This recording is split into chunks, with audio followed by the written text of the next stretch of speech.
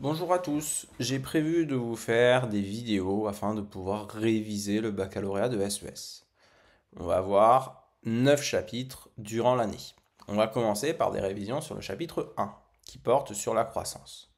Le chapitre s'intitule Quelles sont les sources et les défis de la croissance économique. Sur ce chapitre, il y a 5 objectifs d'apprentissage à connaître. On fera une vidéo par objectif d'apprentissage. On va tout de suite commencer avec le premier objectif d'apprentissage que j'ai découpé en deux parties. Partie 1. Comprendre le processus de croissance économique et les sources de la croissance. Donc dans cet objectif, il faudra savoir définir la croissance et savoir comment, entre guillemets, on fait de la croissance. La croissance, c'est l'augmentation d'un indicateur de richesse, le PIB réel. Le PIB désigne l'ensemble des quantités de richesse produites par les unités productives. Je dis unités productives et pas entreprise parce que l'État produit aussi. L'État va produire des services, comme par exemple une heure de cours de SES, c'est de la production. Donc le PIB comptabilise l'ensemble de la production réalisée, tout ce qui est fabriqué par l'État et les entreprises privées. Il y a croissance lorsque le PIB réel a augmenté d'une année sur l'autre dans une économie donnée. Ce qui signifie que il y a croissance lorsque la production réalisée à l'intérieur d'un pays a augmenté par rapport à l'année précédente. Exemple concret, je fabrique des cigarettes électroniques. L'année dernière, je fabriquais 1 million de cigarettes électroniques. Cette année, j'en ai fabriqué 2 millions. J'ai donc contribué à augmenter la croissance parce que j'ai fabriqué plus de cigarettes électroniques que l'année précédente. On verra qu'il y a deux façons de faire de la croissance. Avant, on va parler des facteurs de production. Il y a deux facteurs et seulement deux facteurs de production. Le travail et le capital. Le travail, c'est l'activité humaine dès lors qu'elle est rémunérée. En économie, le bénévolat, par exemple, n'est pas considéré comme du travail parce qu'elle n'est pas rémunérée. Ce qui signifie qu'une même tâche peut être considérée comme du travail ou non. Si je repasse mes chemises, je ne suis pas rémunéré, ce n'est pas du travail. Si je paye quelqu'un pour venir repasser mes chemises, dans ce cas-là, cette personne-là travaille parce que son activité, repasser les chemises, est rémunérée. D'accord? Alors évidemment, si je la paye au noir, c'est différent. Et le capital, c'est l'ensemble des machines que l'on va utiliser. Pour simplifier, on va dire, c'est tout ce qui n'est pas du travail. Alors, comment faire de la croissance? Deux façons de faire. Soit j'augmente la quantité de facteurs de production que j'utilise, je suis une entreprise, j'augmente la quantité de travail et la quantité de capital, de machines, soit j'augmente leur efficacité. D'accord? On parle, quand on augmente l'efficacité, de productivité globale des facteurs, qu'on va abréger à partir de maintenant en PGF. Imaginons, je suis une boulangerie, j'ai un boulanger et un four. Je produis 1000 baguettes de pain par jour. Si demain, j'embauche un deuxième boulanger, j'achète un deuxième four, je passe de un boulanger et un four, donc une unité de travail, une unité de capital, à deux boulangers, deux fours. Deux unités de travail et deux unités de capital. De fait, on peut légitimement penser que je vais fabriquer deux fois plus de baguettes de pain. Je vais produire 2000 baguettes de pain par jour. D'accord? Donc, première façon de produire plus, donc de faire de la croissance, c'est j'augmente le nombre de travailleurs et le nombre de machines. Deuxième façon, je peux produire plus de baguettes de pain sans augmenter le nombre de travailleurs ou le nombre de machines, mais simplement en augmentant leur efficacité. J'ai un boulanger, j'ai un four. Mon boulanger, c'est un boulanger débutant, il a 6 mois d'expérience, il n'est pas très à l'aise pour faire les baguettes de pain, il débute, il tâtonne, il ne sait pas très bien comment s'y prendre.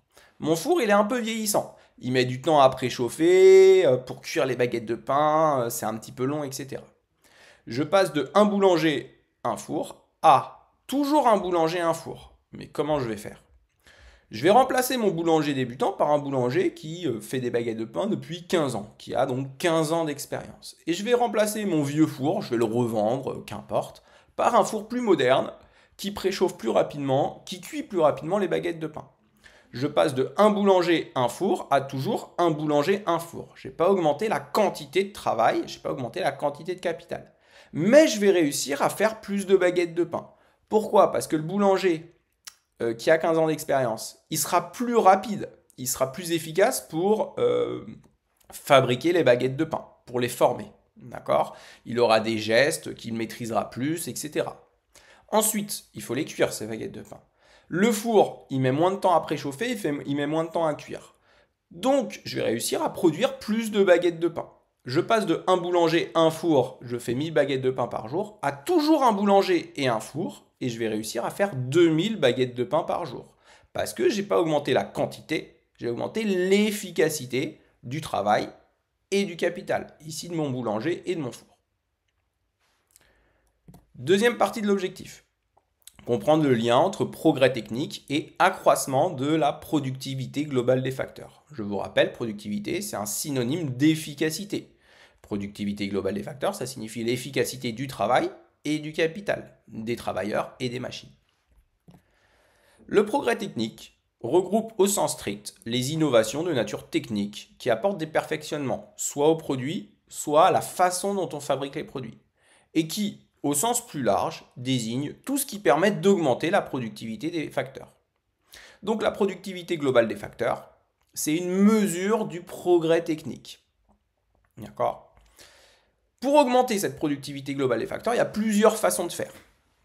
Les innovations, on en reparlera dans l'objectif 2 des innovations, on développera. Mais une innovation, ça permet d'augmenter l'efficacité du travail, l'efficacité du capital. Exemple d'innovation, Internet. Moi, en tant qu'enseignant, grâce aux innovations comme les ordinateurs ou Internet, je suis plus efficace pour pouvoir faire mes cours, aller chercher de l'information, etc., etc. Mais aussi ce qu'on appelle l'âge du capital, c'est-à-dire les machines plus récentes. Une machine plus récente est mieux performante, plus efficace qu'une machine plus ancienne. Le niveau d'éducation, le niveau de diplôme. Donc plus une personne a un niveau de diplôme élevé, plus on va dire qu'elle est efficace dans son travail, plus elle est productive, plus elle a une productivité importante. Et d'ailleurs, c'est pour ça qu'un bac plus 5 est mieux payé qu'une personne avec le bac. Les entreprises qui payent plus un bac plus 5 qu'une personne avec le bac, c'est pas uniquement pour lui dire merci, tu as fait 5 ans d'études à la fac, je vais te donner un peu d'argent pour te remercier de ton effort. Non, l'entreprise s'en fiche, elle n'est pas philanthrope. D'accord? L'entreprise, si elle paye plus les gens qui ont bac plus 5 que les gens qui ont le bac, c'est parce que les gens qui ont bac plus 5 fabriquent plus de richesses. Pourquoi ils fabriquent plus de richesses? Parce qu'ils sont plus efficaces dans leur travail. Ou encore, et c'est sûrement un des éléments les plus importants, l'expérience. L'expérience permet d'augmenter l'efficacité du travail. Pour prendre un exemple concret, vous jouez à League of Legends ou à n'importe quel jeu vidéo. La première partie, vous êtes nul. La deuxième partie, vous êtes un peu meilleur. La troisième, encore un peu meilleur, etc. Et au bout de la 200e partie, vous êtes extrêmement fort. D'accord? Un joueur comme Faker, qui est un des meilleurs joueurs du monde de League of Legends, n'a pas commencé en étant un dieu à ce jeu. Il est très fort parce qu'il a accumulé beaucoup d'expérience. Il s'est beaucoup entraîné. À force de répéter des tâches, on les maîtrise mieux.